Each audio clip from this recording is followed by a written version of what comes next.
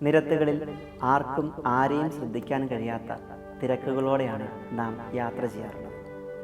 ഒരു ചെറു പുഞ്ചിരി പോലും മറ്റുള്ളവർക്ക് വലിയൊരു സാന്ത്വനമായി മാറിയേക്കാം. അത് സ്വീകരിക്കുന്നവൻ്റെ മാനസിക സംഘർഷം നാം അറിയുന്നില്ലെങ്കിൽ പോലും. മിലൻ എന്ന ഈ ഒരു കൊച്ചു കഥ ഒരു ചെറു പുഞ്ചിരി നൽകുന്ന സാന്ത്വനത്തിൻ്റെ കഥ കൂടിയാണ്. മിലൻ. ജെൻഡർ ഇക്വാലിറ്റി എന്ന് പറയുന്നൊരു സംഭവമുണ്ട്. ഒന്ന് വിരിച്ചിട്ടേക്കണേ.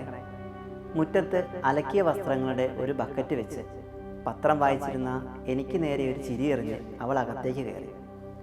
ഓ, അവധിക്കാല അധ്യാപക സംഗമത്തിൽ നിന്ന് കിട്ടിയതാണ്, ചുമ്മാ സീനാക്കണ്ട, ചെയ്തേക്കാം. അവസാന തുണി വിരിക്കുന്നതിന് തൊട്ട് മുമ്പാണ് ഗേറ്റ് കരകരാന്ന ശബ്ദമുണ്ടാക്കി തള്ളി തുറന്ന് അവൻ കടന്നു വന്നു. ആരാണ് ഈ അതിക്രമം കാട്ടിയത് എന്ന ഭാവത്തിൽ അപ്പു കൂട്ടിൽ നിന്ന് തല ഉയർത്തി ചെവി കൂർപ്പിച്ചു നോക്കി. സർ, അമ്മയ്ക്ക് സുഖമില്ല, ആശുപത്രിയിൽ കൊണ്ടുപോകണം, സാറ് വരണം. കുറച്ചു നേരം അന്തം വിട്ട് നോക്കിയ ശേഷമാണ് ആളെ തന്നെ മനസ്സിലായത്. റെയിൽവേ സ്റ്റേഷനടുത്ത ട്രാഫിക് ജംഗ്ഷനിൽ ബലൂൺ വിൽക്കുന്ന പയ്യൻ. വാഹനങ്ങൾ നിൽക്കുമ്പോൾ കുട്ടികളുള്ള വാഹനങ്ങൾക്ക് നേരെ ഓടിച്ചെന്ന് ധൃതിയിൽ ബലൂൺ വിൽക്കുന്ന അവനെ ഞാൻ നോക്കി ചിരിക്കാറുണ്ട്. വണ്ടിയിൽ മക്കളില്ലാത്തതുകൊണ്ട് ഒരിക്കലും അവൻ എൻ്റെ വണ്ടിക്ക് നേരെ വന്നിട്ടില്ല. പിന്നെ എങ്ങനെ ഇവിടെ എത്തി? സർ, ഒന്ന് വേഗം വരുമോ? അവൻ്റെ ചോദ്യം കേട്ട് പിന്നെ ഒന്നും ഞാൻ ചിന്തിച്ചില്ല. മേശപ്പുറത്ത് നിന്ന് കീയും പേഴ്സും എടുത്ത് ചാടി ഇറങ്ങുന്നതിനിടയിൽ ഞാൻ വിളിച്ചു പറഞ്ഞു, ഭാനു, ആലിഞ്ചോട്ടിന്ന് നീ ഒരു ഓട്ടോ വിളിച്ച് സ്കൂളിൽ പോ, ഞാൻ വരാൻ വൈകും.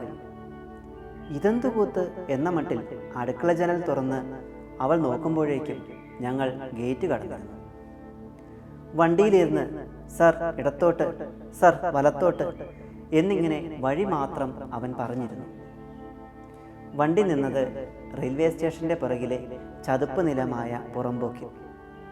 ഷീറ്റ് വലിച്ചു കെട്ടിയതും ഓല മെടഞ്ഞതുമായ 6-7 വീടുകൾ. കരിങ്കല്ലുകൊണ്ട് കെട്ടിപ്പൊക്കിയ ഭാഗത്ത് ഒരു പൈപ്പിൻ ചുവട്ടിൽ സ്ത്രീകൾ വെള്ളം പിടിക്കുന്നുണ്ട്. മേൽക്കുപ്പായമില്ലാത്ത കുട്ടികൾ കല്ലുകളിലിരുന്ന് പല്ല് തേക്കുന്നു. അവനൊരു വീട്ടിലേക്ക് കയറി. ഞാനും. വൃത്തിയുള്ള വോയൽ സാരി ധരിച്ച് കട്ടിലിൽ ഒരു സ്ത്രീ ഇരിപ്പുണ്ട്. ആ മെലിഞ്ഞ രൂപം ക്ഷീണിതയാണ്. എങ്കിലും 3 കിലോമീറ്ററോളം അപ്പുറം വരെ ഓടി വന്ന് എൻ്റെ വണ്ടി വിളിച്ച് വരാൻ മാത്രം അവശത ഞാൻ അവരിൽ കണ്ടില്ല. സംശയത്തോടെ അവനെ ഞാൻ ഒന്ന് നോക്കി. സാർ, പോകാം, അവൻ പുഞ്ചിരിയോടെ പറഞ്ഞു. എങ്ങോട്ടാണ്? താലൂക്ക് ആശുപത്രി. അമ്മയും അവനും പിറകിൽ കയറി.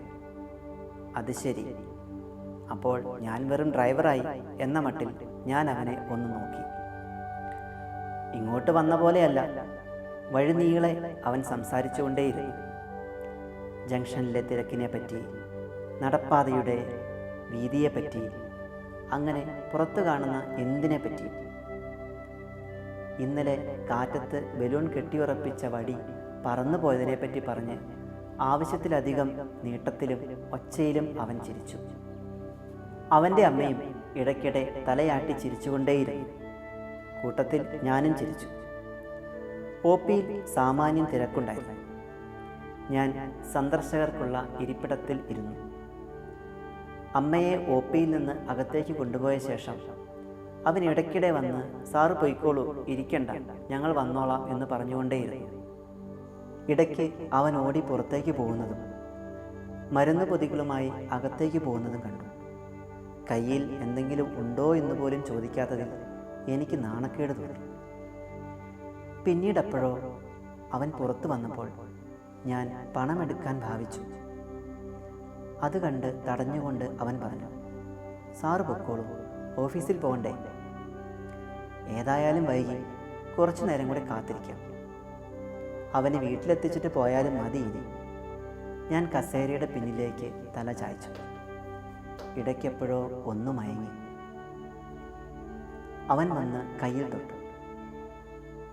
പോകാം, ഞാൻ ചാടി എഴുന്നേറ്റു. വേണ്ട സാർ, ഇവിടുന്ന് കൊണ്ടാക്കാം. അമ്മ പോയി. പോയോ? ഞാനൊന്ന് ഞെട്ടി.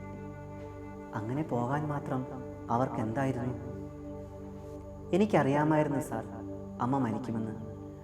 വണ്ടിയിലിരുന്ന് ചിരിച്ചപ്പോഴേ എനിക്കറിയാമായിരുന്നു. എനിക്ക് മുന്നിൽ കൈകെട്ടി നിവർന്നു നിന്ന് അവൻ പറഞ്ഞു, മോനെ. ഞാൻ അവൻ്റെ തോളത്ത് കൈവച്ചു. എൻ്റെ അച്ഛൻ തോട്ടിപ്പണിയായിരുന്നു. അച്ഛൻ മരിച്ച പിന്നെയാണ് ഞങ്ങൾ ഇവിടെ എത്തിയത്. ആ റെയിൽവേ പുറമ്പോക്കിലേക്ക് വണ്ടി വിളിച്ചാലൊന്നും ആരും വരില്ല സാറേ. ആരെങ്കിലും വന്നാൽ തന്നെ ആശുപത്രിയിൽ എത്തുന്നത് വരെ ശകാരിച്ചും പുലമ്പിക്കൊണ്ട് വിളിക്കും. അമ്മ വണ്ടിയിലെങ്ങാനും ഛർദ്ദിച്ചാൽ പിന്നെ നോക്കണ്ട. ഒരേ ഒരു തവണ അമ്മയെ സന്തോഷത്തോടെ ആശുപത്രിയിൽ എത്തിക്കാൻ ഞാൻ ശ്രമിച്ചിട്ടുണ്ട്. ബലൂൺ വിൽക്കുന്നതിനിടെ സാർ എന്നെ നോക്കിച്ചിരിക്കുന്നത് ഞാൻ കാണാറുണ്ട്. അതാ രാവിലെ അത്രയും ദൂരം ഓടി വന്നത്. നന്ദിയുണ്ട്. അവൻ എനിക്ക് മുന്നിൽ കൈകൂപ്പി. അതിനു മുമ്പ്, എത്രയോ മുമ്പ് മനസ്സുകൊണ്ട് ഞാൻ അവൻ്റെ മുന്നിൽ കൈകൂപ്പിയിരുന്നു. ഞാൻ പേഴ്സെടുക്കാൻ ഭാവിച്ചതും അവൻ ഷർട്ടിൻ്റെ പോക്കറ്റിൽ നിന്നും ഒരു പാസ്ബുക്ക് എടുത്ത് എനിക്ക് നേരെ നീട്ടി. പൈസയൊക്കെയുണ്ട് സാർ, ഒന്നും വേണ്ട. ഞാൻ പാസ്ബുക്ക് എടുത്ത് നോക്കി. എൻ്റെ ബാങ്കിൻ്റെ തന്നെ പാസ്ബുക്ക്. 42,000 രൂപ ബാലൻസ് ഉണ്ട്. അതും 100 രൂപ വീതം നിക്ഷേപിച്ച് കൂട്ടിയത്. ഓരോ നിക്ഷേപവും പാസ്ബുക്കിൽ കൃത്യമായി അപ്ഡേറ്റ് ചെയ്തിട്ടുമുണ്ട്. 10,000 നിക്ഷേപിക്കുന്നവരോട് പോലും ജൂനിയർ ക്ലർക്കായ ശുഭ അപ്ഡേറ്റ് ചെയ്ത് കൊടുക്കുന്നത് ഞാൻ കണ്ടിട്ടില്ല. സാർ, അടുത്ത തവണ വന്നാൽ മതി, അല്ലെങ്കിൽ അപ്ഗ്രേഡിംഗ് മെഷീനിലേക്ക് പറഞ്ഞു വിടുന്നതോ ആണ് കാണാറുള്ളത്. തിരക്കുകൊണ്ടാവും എന്ന് ഞാൻ സ്വയം ആശ്വസിക്കാറാണ് പതിവ്. ആ ശുഭ തന്നെയാണ് 100 രൂപകൾ കൃത്യമായി അപ്ഡേറ്റ് ചെയ്ത് നൽകിയിരിക്കുന്നത്. എനിക്കാരെയും മനസ്സിലാവുന്നില്ല. എനിക്ക് മുന്നിൽ നിൽക്കുന്ന ഈ പയ്യനെ, അവൻ്റെ അമ്മയെ, ശുഭയെ പോലും എനിക്ക് എന്നെ തന്നെ മനസ്സിലാവുന്നില്ല.